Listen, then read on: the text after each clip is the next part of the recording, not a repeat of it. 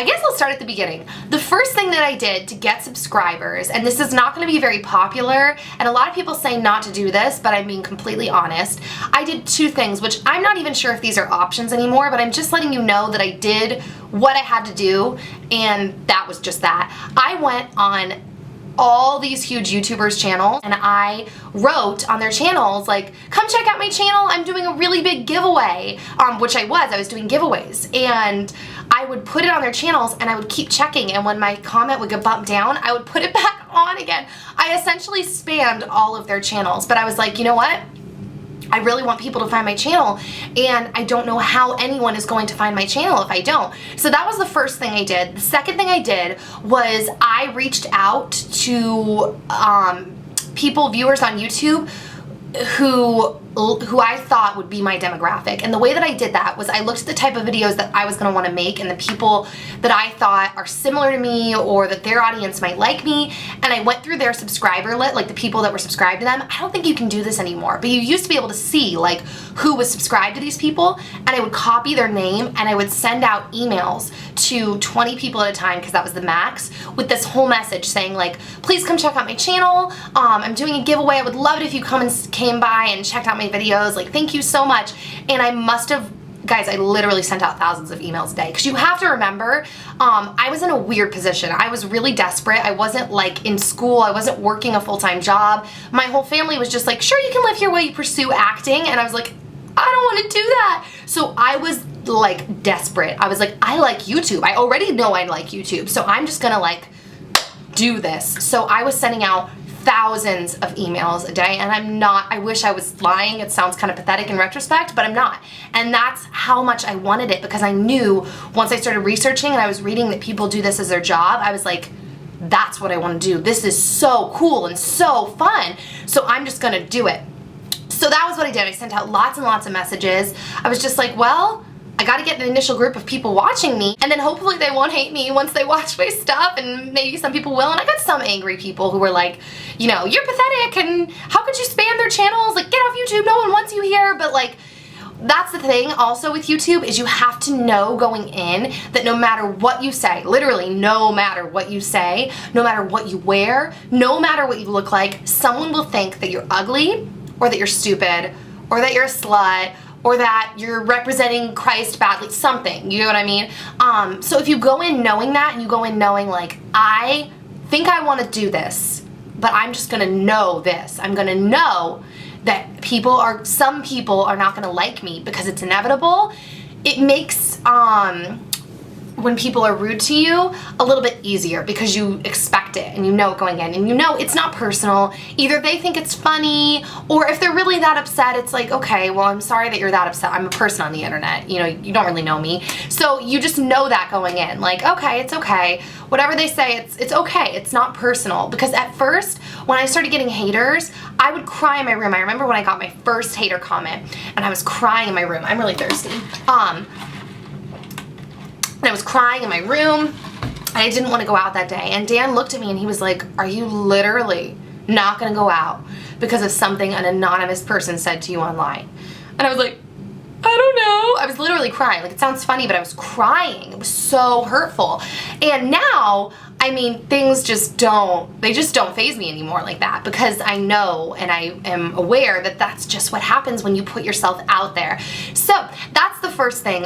In order to get subscribers, I reached out to people, and I wasn't afraid to reach out to people. I'm not talking about stalking people who were successful, because I definitely didn't do that. I actually was not the first person to reach out to a beauty person. Ingrid was actually the first YouTuber I ever met in real life, and the first YouTuber I ever really talked to, and she actually reached out to me, and that was something that I was really like, I didn't feel weird in like going for it to get subscribers, because I was like, they're my audience, they'll either like me or they won't.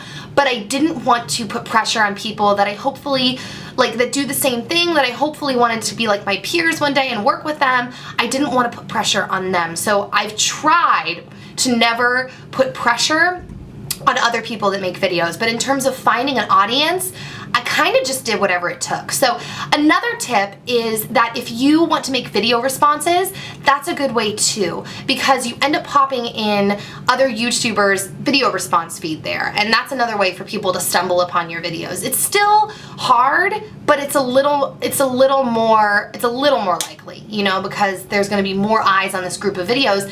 And really, you'd be surprised that not that many people do video responses. So if people are going to look at video responses, you're probably going to be seen, because there's usually like, there's just not that many video responses. I mean, I know I'm not that popular, so whatever, but there's just usually not that many video responses. So that's a good way to do things. Another good thing to do when you're trying to build YouTube is you have to know that you have to build social media. Like, you can't go in going, oh, I hate Twitter, I hate Instagram, I hate Facebook. If you do, you have to get over it, and you have to have social media for multiple reasons. A, so that you can stay in touch with people that watch your videos through the week in between videos. And B, because sometimes YouTube's subscription box goes down and it doesn't deliver videos. So if that happens, you want to have another way to shoot your videos out to subscribers, because once you get to the point that you're making money off your videos, it's important that people see your videos, because that is your income, or that's an extra income, or whatever. So it's good to really build your social media, and you can build your social media lots of ways. You can run contests and let people know on your other sites about contests that you're running. You can, I don't know, you can include content from your social media sites in videos. So you can say like, oh, people said this to me on Facebook, and then you can show a screenshot of Facebook just to remind people that you have a Facebook. I love integrating my Instagram pictures into my videos, because it goes along with my videos oftentimes, since my videos are so much about my life. But it's also a cool way to let people know, like, I have an Instagram, just so I don't have to sit there and go, hi, I have an Instagram. I mean, I still do that too sometimes, but it's another way to let people know, you know, or screenshots of Twitter or whatever. So that's a good way to integrate it. But you really want to build that, and anyone who, like, if you're feeling like, no, I don't need that, it's not true. Trust me, you have to build those things up. So, the other way to really grow, like to get views and to grow your stuff, the most, I actually think I should have talked about this way earlier, is to be yourself and do what you like. I'm still kind of just starting to grasp onto that, but I'm really trying to start doing things that I'm like, oh, that's fun, I want to do that. Versus like, oh, what's online? What should I do right now? You know what I mean? And that's okay sometimes, but like, think about things that you find fun and you like talking about and sounds like really fun to film, and it might feel stupid, but it's not. If you like it, someone else will like it. You know what I mean? There's an audience for everything, and if you like it, someone else will like it. So you want to practice from really early on, literally going with your gut, like, and going with the things that you like to make and film, and not just the things that are popular. And that's something that I'm still trying to learn and grasp onto, things that I find fun and that I'm like, oh, that's fun. And sometimes it is things that are popular, but sometimes it's different things, or I don't know, it's just go with what you like. There's only one you, and it's very, very important, especially online, that you are true to who you actually are, and that you do what you actually like, because I don't know, there's only one you, and if you're true to you, you're gonna be unique. Does that make sense? Then if you're trying to be someone else, you're gonna be like a kind of crappier copy of them, you know what I mean? Versus just being like a unique, original version of you. Does that make sense? I don't know if I'm making any sense, but that's super, super important on YouTube, is to be who you are. And I know people always like, be yourself, but it's so true. Just do the things that you like, say the things that you want to say, be how you want to be, decorate how you want to decorate, dress how you want to dress. That's super, super important. You also don't have to try to be different, just be you, and that is different because there's only one you, if that makes sense. Like, even if you're following trends, you're gonna do them a little differently. Does that make sense? So yeah, so there's that. In terms of making money, which is the thing that I know everybody is interested in, I am actually part of the Google AdSense program, and that is something that I think anyone can monetize their videos now, but it's different from becoming a partner, because I was talking to my sister because she monetizes her videos, but I think when you're a partner, that's when you get access to things like custom thumbnails, and things like that. I actually don't really know all the differences, but I'm pretty sure anyone, in terms of making money off your videos, can monetize their videos now. All you have to do is create a Google AdSense account and you know, claim your videos, and it will run ads in your videos. One thing that's really, really important though is Google AdSense, it's a computer. there's no one watching your video to run ads, and you want ads related to your videos. So the thing that you can do to try to make that happen is fill out your info box pretty extensively and fill out your tags, because since Google AdSense is not watching your videos, they're just crawling your videos for words. So it's gonna look for words like beauty, hair, makeup, CoverGirl, Mac, this, that, whatever it is that you're talking about, music, fun, food, cupcakes, whatever, and it will place relative ads on the side and video and relative trailers in your video. But you have to put lots of words. I've seen lots of people with good content who don't tag their videos, don't, you know, put the info in, and it's like their ads don't relate. They're probably not going to make as high of an RPM, which is, or a CPM, which is the pay you make per 1,000 views, because the ads are not related to the videos, if that makes sense. So you want ads that are related to your videos so that you'll make more money and more people might find something interested to click on. That's how you make more. Oh, my phone is clicking through. So yeah, so that is one way to make money, is through the partner program, and I think that's the first base thing you would probably want to do in terms of your videos.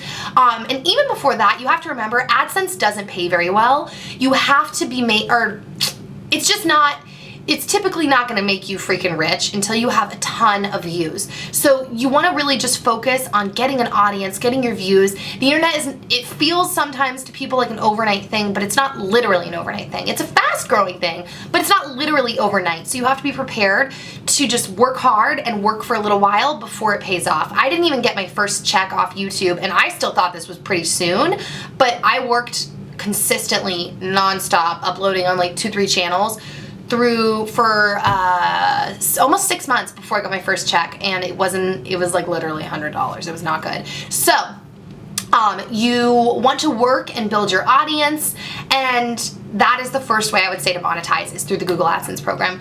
Another way to monetize your videos is through sponsorships and sponsored videos. And what that is it's essentially like brand placement. You guys have probably seen it a lot in movies, on TV, where brands will place products with different people making videos, and they will pay them to feature them in the videos. Now, this can sound kind of shady in a really simple explanation, like, oh, they'll pay them to place it in the video, but it's really not the way that everyone perceives it. It's kind of funny. The way that I deal with things like that is I look at things, it's very, very simple for me to decide if I want to work for the brand the most part. I'm like, do I like this and will I use it? I used to say, would I buy it with my own money? But then I realized that part of my job is to just find things that are cute and that I like and show you guys what I'm liking in life, because I don't have an endless stream of money, so I really can't buy everything under the sun. So I just show you guys what I like. So it's a pretty easy process of elimination. I'm just like, do I like this and will I use it?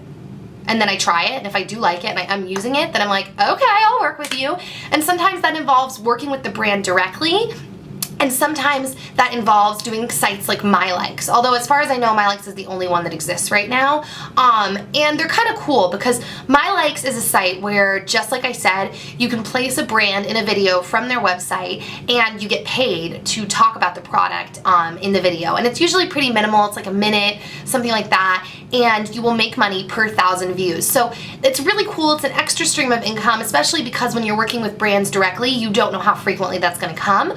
So that's a pretty cool like extra thing. MyLikes is not super dependable in paying, I have to say that. They have kind of pulled on money that they've owed me before, so you have to be careful when going in, that knowing it's kind of a gamble that you will hopefully get paid, but you may not. But you just go in knowing like, okay, well, I like the product anyways, so I guess if I get semi-screwed over, it's like, oh, I still have a product that I like and I'm getting something, you know. But in terms of people who are looking at it as a full-time job, it's kind of a gamble. So there's that. Oh, affiliate links. That's another really good thing. The affiliate site that I use is Amazon Affiliates. And basically what that is if you're going to talk about a brand or a product or something like that anyways, what's really cool to do is to sign up for an affiliate site like Amazon Affiliates, and you go on there and you just literally find the product and you link it in your info box. So you make it really convenient for the people watching your videos if they want to click over and see it or potentially buy it. And also, if they do end up buying it, you make a percentage of commission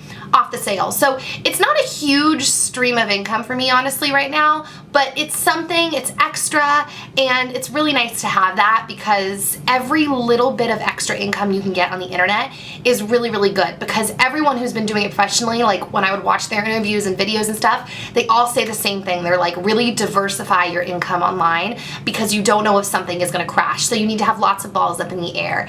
And last but not least, the other thing is have a blog too, if that's something you're interested in, because I already take pictures of everything under the sun anyways. So the way that I look at it is like, well, if I can have a blog and have everything be on there, then that's cool. You know what I mean? Then it's another way to get paid, and you get paid the same thing through Amazon or through Google AdSense, because they run ads in your blog. And it's nice because I know a lot of people say they get a lot of opportunities from blogging, and some of them even make more money blogging because it's been around longer and it's something that people are more familiar with. People are still fairly new to YouTube. It hasn't really taken off like blogging has yet. I think it will, but it's good to have that. So I think those are all the things I can think of in terms of making money on YouTube and doing that kind of stuff. So let me know if you guys have any questions down below. I really hope this was helpful for you guys, and if you're interested, you have to trust me. Do it. It's the coolest thing that I've ever done, and I'm having so much fun getting to like do this. It's so cool. So yeah, leave me any questions you have below. I'm sorry this video was crazy long. I had so much to talk about, but I guess that is it. So I will see you next time. I hope you guys have an amazing rest of the day, and yeah, bye guys.